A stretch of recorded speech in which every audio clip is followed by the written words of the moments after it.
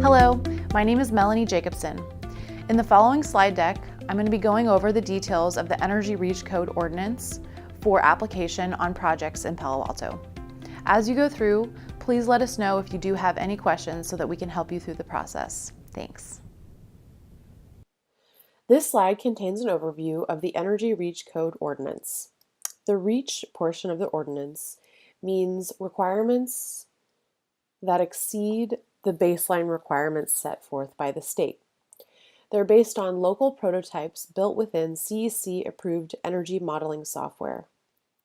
They require cost-effectiveness studies that outline energy modeling assumptions, and Palo Alto has had increased stringency over the state requirements for the last 4 code cycles. This map outlines the road to zero net energy as developed by the Green Building Advisory Group. This slide outlines the 2015 Green Building Advisory Group retreat vision for the future and for the green building and energy ordinances. The Energy REACH Code improvements. The new Energy REACH Code contains increased energy efficiency above state requirements. In the new code cycle, solar PV is allowed to be used as a credit towards energy efficiency. The percent requirement is dependent upon the presence or absence of solar photovoltaic power, PV. And a cost-effectiveness study was performed to ensure that the requirements are financially responsible. This slide outlines the Residential Energy REACH Code Ordinance improvements. For new single-family residential with no PV, the requirement is 10% more efficient than base code. For new single-family residential without PV, the requirement is 20% more efficient than base code. For new multifamily residential with no PV, the requirement is 10% more efficient than base code. For new multifamily residential with PV, the requirement is 12% more efficient than base code.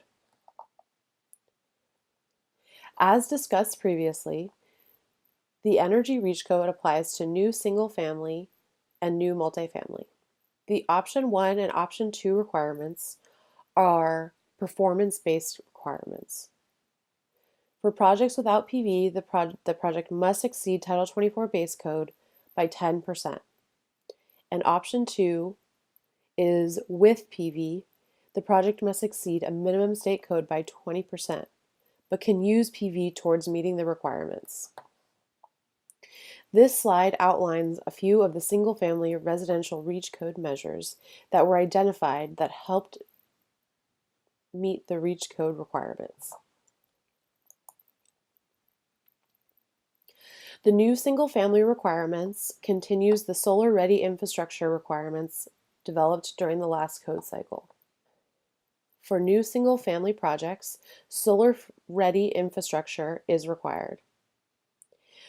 Projects must have a dedicated solar zone of 500 square feet. An installation of conduit extending from the roofline to the electrical panel for future solar power wiring is required. This slide outlines the multifamily REACH Code measures. These measures were explored and used to show compliance with the cost-effectiveness requirements as outlined in the California Energy Commission. The 2 options shown are optional, and they will be based on the presence or absence of solar photovoltaic power.